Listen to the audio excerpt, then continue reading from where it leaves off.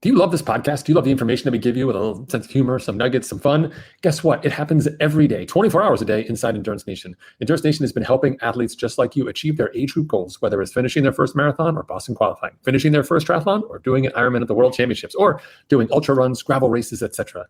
Many cases during the summer months, we have athletes racing all over the country, in fact, the globe, at events of all different varying shapes and sizes. We can do that because the framework for how we train, how we build athletes, educate them, and support them with training plans and digital access to coaching and their peers is unparalleled. No one else does it like Endurance Nation does it. When you become a member of the team, you get access to not only the great coaching support, our training plans, and our resources, but to peers, people just like you who love the adventure, love challenging themselves, and are on this growth trajectory of personal excellence. Whether you're 25 years old and getting started or 65-year-old and sharpening the saw, we are here to help you out. You can learn more and apply to join the team at endurancenation.us/join. That's www.endurancenation.us/join. I look forward to seeing your application. Hey everyone, Coach Patrick here, Endurance Nation, back with another videocast podcast. This week is part of our out-season push for the 2024 season. That's right, October 30th, midnight is the deadline to join. endurancenation.us/join. Link below for those of you who are watching me on YouTube. Today, I want to talk to you a little bit about reimagining your winter training. Okay, there's a lot that we do as athletes that is hardwired into who we are. We have beliefs about work. We have beliefs about success.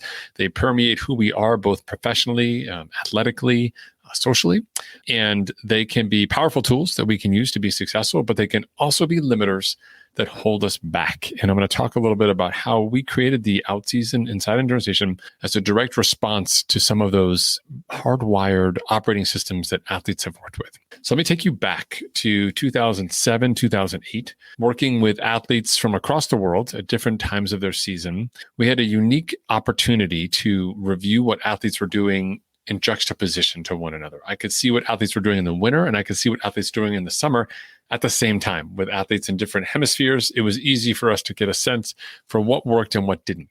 Not that summer training should be used in the winter or winter training should be in the summer, but just that we could see that there were athletes who were succeeding and athletes who were struggling at different phases of the season.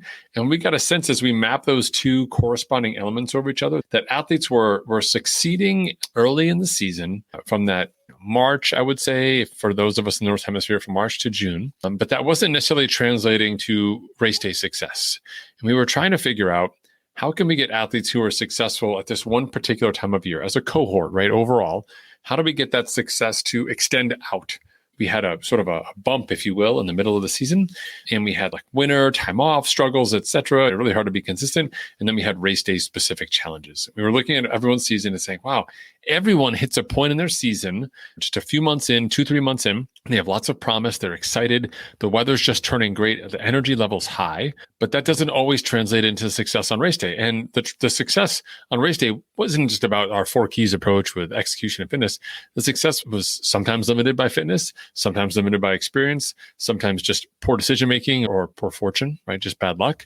But ultimately what it came down to was we took a hard look at that and said, what if the opposite was true, right? What if we invert this, going back to first principles thinking and said, listen, everyone's successful from March to June, right? So do you just tell them to race in April or May? Just race in April and May, everybody, and everything will be fine. But that wasn't the answer because people's fitness was generally low that time of year. And so what we decided to do was to turn the weaknesses into the strengths. And that's where we invested all of our time and attention. First, we went to the race side of the equation and said, how do we make a 12-week to 16-week progression, usually 12 for most people, as bulletproof as possible? How can we have concrete steps that athletes take each week so that they're getting smarter and they're practicing what they're going to do on race day, both from a strategy standpoint in terms of pacing and nutrition, right? But also from an execution standpoint, what is the effort I'm going to be doing on race day? Let me get familiar with it now. Let me have all of my equipment ready, etc. So we dove in on the race execution side and we solved for that. And that was fantastic. Everybody who showed up to the race, once they got the protocol, was doing much better on race day, much better decision-making, fantastic. So there was our 4 keys of race execution. That went public and was great because it helped a lot of athletes get much better. But it didn't solve the people who didn't have the fitness, right? So people could still perform well relative to the fitness they showed up with, but they weren't necessarily showing up with better fitness every year, right? If you think about it, if you only go to school 3 or 4 months a year, and you're competing against people who've been in school for 9 months or 12 months a year, you're at a significant disadvantage. So our job was to figure out how could we extend the training window in a fun and exciting way that would get athletes doing more work and seeing the results, so that when their natural motivation came along, they're already moving, right? They could just hop on that wave and ride it to new success overall. Enter the out season. We call it the out season because we're not off. We do work inside the out season. The out season is phenomenal because everyone on the team comes together.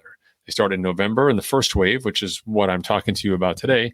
Some athletes wait until January and start in the second wave. Either way is fine. Both are great opportunities to join the team. But outside of those opportunities, you're just on a wait list and you get replaced. As one person leaves, you can join.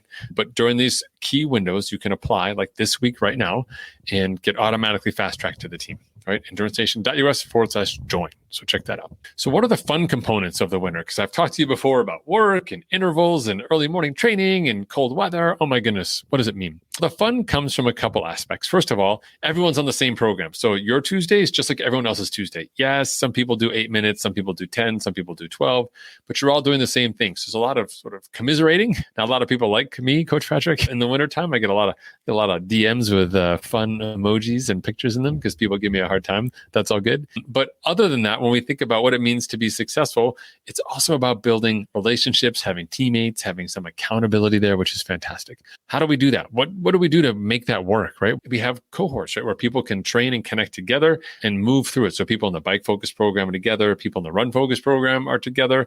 So you've got people who are training together for races later in the year that may not be completely overlapped, but they can train and learn now. And we do a great deal of stuff in the wintertime related to equipment selection, self-care, and planning for the future of your remaining of your season, key races, so on, right? Building those relationships are going to carry you through your season when things get tough, when people spread out and go to different races. But beyond that, we also have weekly check-ins with me online, which is easy for everyone to attend or watch the recording later.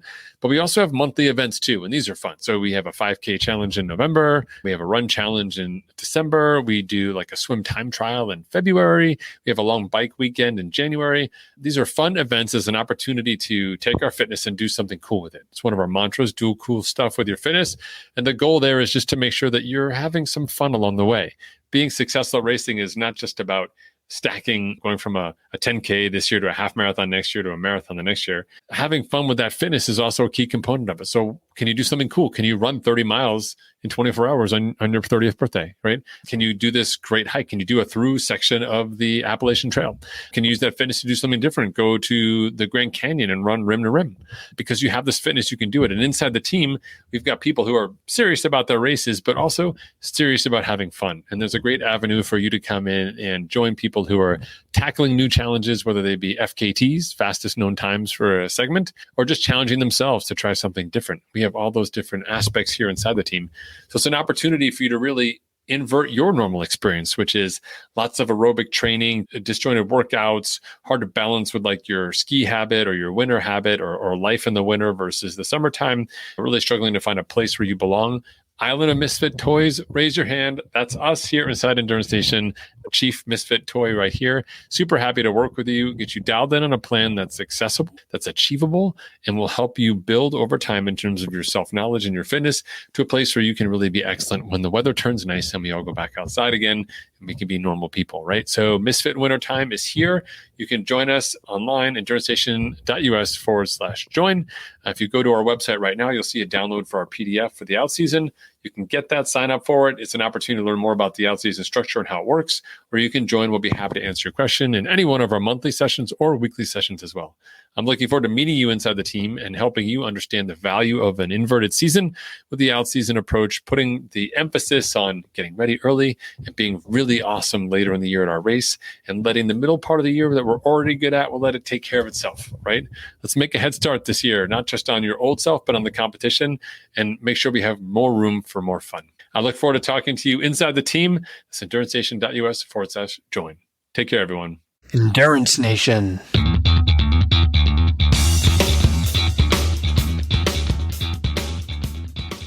Hey, podcast fans. I know you love the podcast because here you are, you're listening to it and you're still listening to me talk right now. Did you know you can get content just like this in your inbox once a month?